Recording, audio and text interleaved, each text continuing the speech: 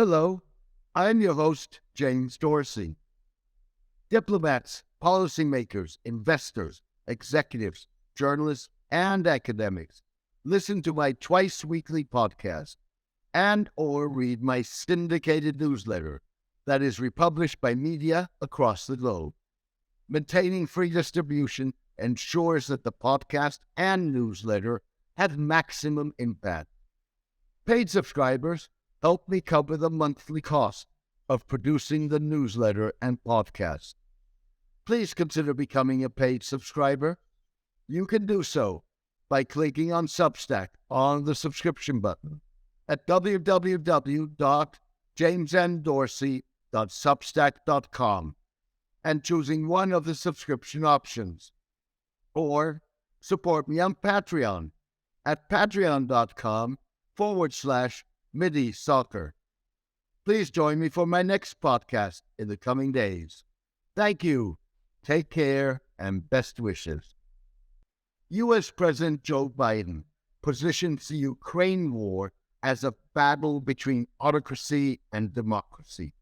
That reduces what is at stake in the war. The stakes constitute a fundamental building block of a new 21st century world order, the nature of the state. Russia's invasion of Ukraine represents a sharp end of the rise of a critical mass of world leaders who think in civilizational rather than national terms. They imagine the ideational and/or physical boundaries of their countries as defined by history, ethnicity, culture, and/or religion. Often, that assertion involves denial of the existence of the other and authoritarian or autocratic rule. Russian President Vladimir Putin is in good company when he justifies his invasion of Ukraine by asserting that Russians and Ukrainians are one people. In other words, Ukrainians as a nation do not exist. Neither do the Taiwanese or maritime rights of others in the South China Sea in the mind of Chinese President Xi Jinping, or Palestinians in the vision of Israeli Prime Minister Benjamin Netanyahu's coalition partners. Superiority and exceptionalism are guiding principles for men like Turkey's Recep Tayyip Erdogan, India's Narendra Modi, Hungary's Viktor Orban, and Mr. Netanyahu. In 2018, the Knesset, the Israeli parliament, adopted a controversial basic law defining Israel as the nation-state of the Jewish people. Contrary to Israel's Declaration of Independence, the nation-state law was seen as enshrining Jewish superiority and Arab inferiority, as bolstering Israel's Jewish character at the expense of its democratic character, said journalist Carolina Lanzman. Israeli religious Zionist writer Ehud Neor argued that Israel is not a nation-state in Western terms. It's a fulfillment of biblical prophecy that Jewish people were always meant to be in the Holy Land and to follow the Holy Torah. And by doing so, they would be a light unto the world. There is a global mission to Judaism. Similarly, Mr. Erdogan describes Turkey as Dünyanın Vicdanı, the world's conscience, a notion that frames his projection of international cooperation and development assistance. Turkey is presented as a generous patriarch, following in the steps of a particularly benevolent reading of the Ottoman Empire, taking care of those in need, including, importantly, those who have allegedly been forgotten by others. In explicit contrast to Western practices described as self-serving, Turkish altruism comes with a civilizational frame of Muslim charity and solidarity reminiscent of Ottoman grandeur, said scholars Sebastian Hau and Supriya Roy-Choudhury. In an academic comparison, Mr. Hau and Mrs. Roy-Choudhury compare Mr. Erdogan's notion of Turkish exceptionalism with Mr. Modi's concept of Vishwaguru. The concept builds on the philosophy of the 19th century Hindu leader Swami Vivekananda. His rendition of Hinduism, like Gandhian Hindu syncretic thought, ostensibly espouses tolerance and pluralism. With this and similar framings, the adoption of an allegedly Gandhi-inspired syncretic Hindu discourse enables Mr. Modi to distance himself politically from the secularist civilizational discourse of Indian nationalist leader Jawaharlal Nehru, the two scholars said. At the same time, though, Modi's civilizational discourse, with its indisputable belief in the superiority of Hinduism, has begun to underpin official rhetoric in international forums, they added. In a rewrite of history, Mr. Putin, in a 5,000-word article published less than a year before the 2022 February invasion of Ukraine, portrayed the former Soviet Republic as an anti-Russian creation that grounded its legitimacy in erasing everything that united us and projecting the period when Ukraine was part of the Russian Empire and the Soviet Union as an occupation.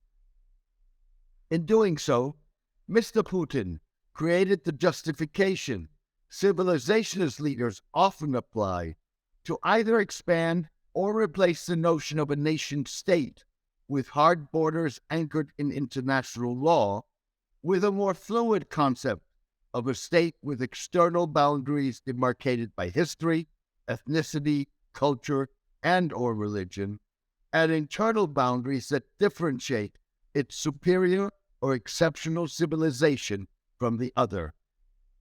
Civilizationalism serves multiple purposes: asserting alleged civilizational rights and fending off existential threats serves to justify authoritarian and autocratic rule. Dubbed Civilization by the Global Times, a flagship newspaper of the Chinese Communist Party, Mr. Xi has redefined civilization to incorporate autocracy.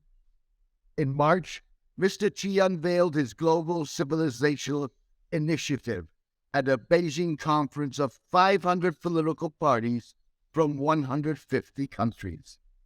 Taking a stab at the Western promotion of democracy and human rights, the initiative suggests that civilizations can live in harmony if they refrain from projecting their values globally. In other words, quipped The Economist, the West should learn to live with Chinese communism. It may be based on Marxism, a Western theory, but it is also the fruit of China's ancient culture. Mr. Xi launched his initiative days before Mr. Biden co-hosted a virtual summit for democracy. The assertion by a critical mass of world leaders of notions of a civilizational state contrasts starkly with the promotion by Nahdlatul Ulama, the world's Indonesia-based largest and most moderate Muslim civil society movement, of the nation-state as the replacement in Islamic law of the civilizationalist concept of a caliphate, a unitary state for the global Muslim community.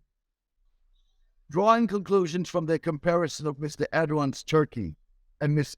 Modi's India, Mr. Haug and Mrs. Roy Chudhuri concluded that civilizationist claims serve two distinct but interrelated political projects: attempts to overcome international marginalization and efforts to reinforce authoritarian rule domestically. Like Mr. Biden, Mr. Xi and other civilizationist leaders are battling for the high ground in a struggle to shape the future world order and its underlying philosophy.